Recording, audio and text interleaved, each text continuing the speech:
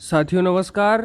शैक्षिक तकनीकी एवं सूचना संप्रेषण तकनीकी इस विषय पर बीएड फर्स्ट ईयर के सिलेबस के अनुसार कुछ महत्वपूर्ण प्रश्नों की श्रृंखला आपके सामने प्रस्तुत की जा रही है। अति लघुत्तरीय प्रश्नों की श्रृंखला में प्रश्न संख्या 1, शैक्षिक तकनीकी के प्रकार बताइए। तो शैक्षिक तकनीकी के प्रकार निम्न है। पहला, शिक्षण तकनीकी। दूसरा, व्यवहार तकनीकी। तीसरा, अनुदेशन तकनीकी। चौथा, अनुदेशन की रूपरेखा। प्रश्न संख्या 2, शैक्षिक दूरदर्शन से क्या आशय है। तो इसका उत्तर है कि दूरदर्शन का शाब्दिक अर्थ दूर से किसी वस्तु को देखना है। दूरदर्शन वह माध्यम है जिसके द्वारा हम देश विदेश में घटित घटनाओं, महत्वपूर्ण ज्ञानात्मक बातों, मनोरंजन करने वाले कार्यक्रमों का सजीव चित्र देखते हैं और उनकी आवाज़ों को सुनते भी हैं। दूरदर्शन को टेलीविज़न या टीवी कहकर भी संबोधित किया जाता है। प्रायः दूरदर्शन से मनोरंजनात्मक दृश्यों, सिनेमा के अतिरिक्त ज्ञानवर्धक या शिक्षा संबंधी कार्यक्रमों का भी प्रसारण किया जाता है। दूरदर्शन द्वारा प्रसारित शिक्षाप्रद कार्यक्रमों को ही शैक्षिक दूरदर्शन कहा जाता है। इंदिरा गांधी राष्ट्रीय मुक्त विश्वविद्यालय 1995 द्वारा ज्ञान दर्शन कार्यक्रम का प्रसारण विविध शिक्षा स्तर से संबंधित विविध पाठ्यक्रमों एवं विषयों से संबंधित दिया जाता है, जो सच्चे अर्थों में शैक्षिक दूरदर्शन के अंतर्गत रखा जा सकता है। विश्वविद्यालय अनुदान आयोग यूजीसी द्वारा ही उच्च कक्षाओं से संबंधित विविध विषयों के पाठ्यक्रमों का प्रसारण दूरदर्शन पर किया जाता है। ये सभी कार्यक्रम शैक्षिक दूरदर्शन के अंतर्गत आते हैं। साथियों, प्रश्न संख्या 3 पर आगे बढ़ते हैं। शैक्षिक तकनीकी क्या है? बहुत ही महत्वपूर्ण प्रश्न है। तो शैक्षिक तकनीकी अति विस्तृत शब्द है। इसका तात्पर्य संपूर्ण शैक्षिक प्रक्रिया को योजनाबद्ध कर क्रियान्वित करने में वैज्ञानिक सिद्धांतों को प्रयोग में लाना है। डॉक्टर आनंद के शब्दों में इसमें वह बात शामिल है जिसकी सहायता से शिक्षण अधिगम प्रक्रिया में सुधार लाने का प्रयास किया जाता है।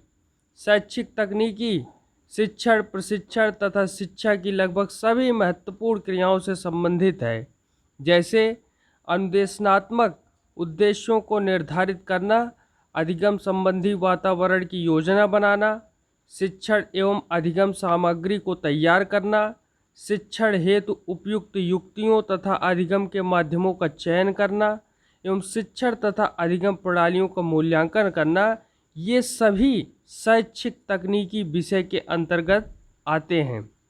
प्रश्न संख्या 4 की तरफ आगे बढ़ते हैं। शिक्षण के अधिनियमों का विवेचन कीजिए। साथियों, इसका उत्तर है शिक्षण में यथासंभव प्रश्न एवं उत्तर विधि का प्रयोग करना चाहिए। शिक्षण में अध्यापक को चाहिए कि वह छात्रों का अनुकरण करने तथा उसके अभ्यास करने के अवसर प्रदान करे। छात्रों के लिए शिक्षण अधिगम उद्देश्य तथा आकांक्षा स्तर उनकी योग्यता स्तर तथा क्षमताओं के आधार पर निर्धारित किए जाने चाहिए। सामान्य अभिप्रेरण कुशल शिक्षण के लिए वरदान है।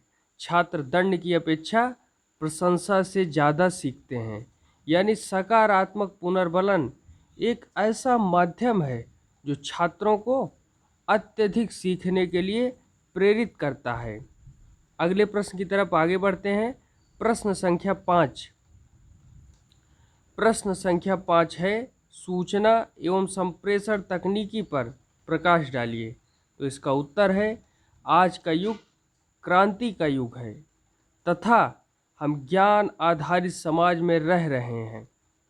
ज्ञान किसी राष्ट्र की शक्ति है। एवं व्यक्ति के सर्वांगीण विकास के लिए आवश्यक है। इस बढ़ते हुए ज्ञान तक पहुँचने के लिए तथा उसका उपयोग करने के लिए नवीन तकनीकों की आवश्यकता है। इसके लिए सूचना एवं संप्रेषण तकनीकी सर्वाधिक उपयुक्त साधन है। प्रश्न संख्या 6, ब्रेन स्टोर्मिंग व्यूह रचना क्या है? तो ब्रेन स्टोर्मिंग व्यूह रचना का प्रारंभ एएफ ऑक्सबोर्न ने किया था। किसी विशेष परिस्थिति या समस्या समाधान के लिए इस विधि का प्रयोग किया जाता है। इसके द्वारा किसी समूह के सदस्यों के विचार जानने का प्रयास किया जाता है। इस व्यूह रचना का प्रयोग उच्च संज्ञानात्मक योग्यताओं के विकास एवं सृजनात्मक क्षमताओं की वृद्धि के लिए किया जाता है। अगले प्रश्न पर आगे बढ़ते हैं। प्रश्न संख्या 7, शैक्षिक तकनीकी के उद्देश्य बताइए।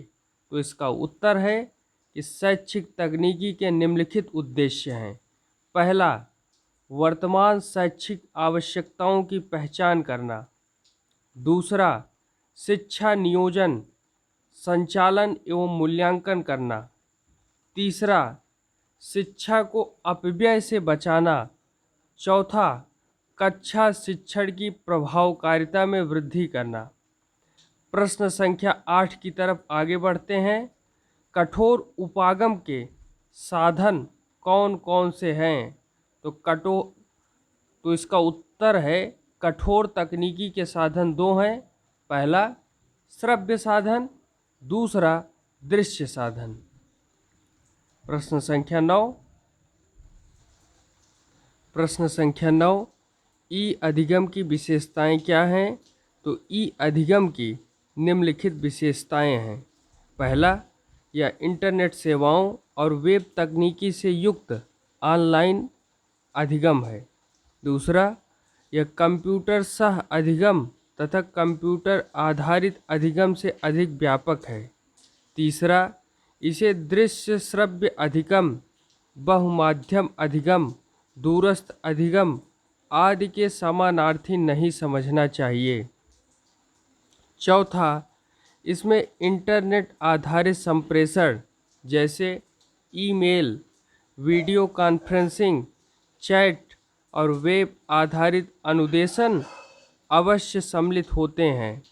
पांचवा, कंप्यूटर आधारित अधिगम जैसे आभासी कक्षा, कृत्रिम बुद्धि, बहुमाध्यम अधिगम आदि का प्रयोग शिक्षण अधिगम के लिए यदि इंटरनेट के माध्यम से होता है तो इसे ई अधिगम कहते हैं।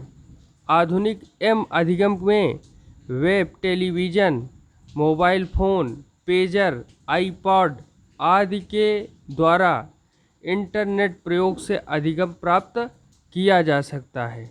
अधिगम का क्या तात्पर्य है? लर्निंग, सीखना।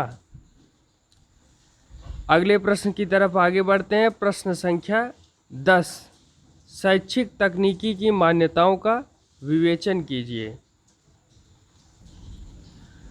तो प्रश्न संख्या 10, शैक्षिक तकनीकी की मान्यताएं इस प्रकार हैं। तो पहला है, प्रत्येक मानव मशीन की भांति कार्य करता है, अतः शिक्षा के क्षेत्र में मानव व्यवहार में परिमार्जन तथा परिष्करण हेतु इसके वैज्ञानिक सिद्धांतों का सफलतापूर्वक प्रयोग किया जा सकता है।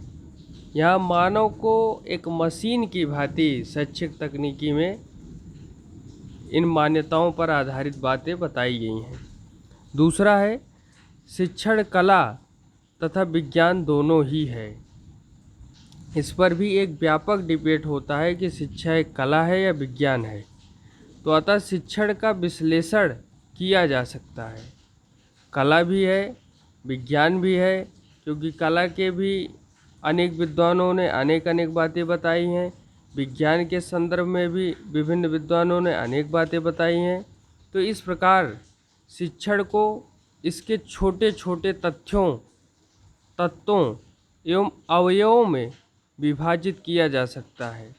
फिर बाद में इन तत्वों एवं अवयवों का गहन प्रेक्षण निरीक्षण तथा अध्ययन संभव है, अतः शैक्षिक तकनीकी वैज्ञानिक उपागमों पर आधारित है। तो प्रश्न संख्या 10 यहाँ पर पूरा होता है। प्रश्नों की श्रृंखला आज यहीं तक। आगे इसी तरीके से प्रश्नों की श्रृंखला लगातार आपके बीच आती रहेगी। बने रहिए हमारे साथ। धन्यवाद। जय हिंद।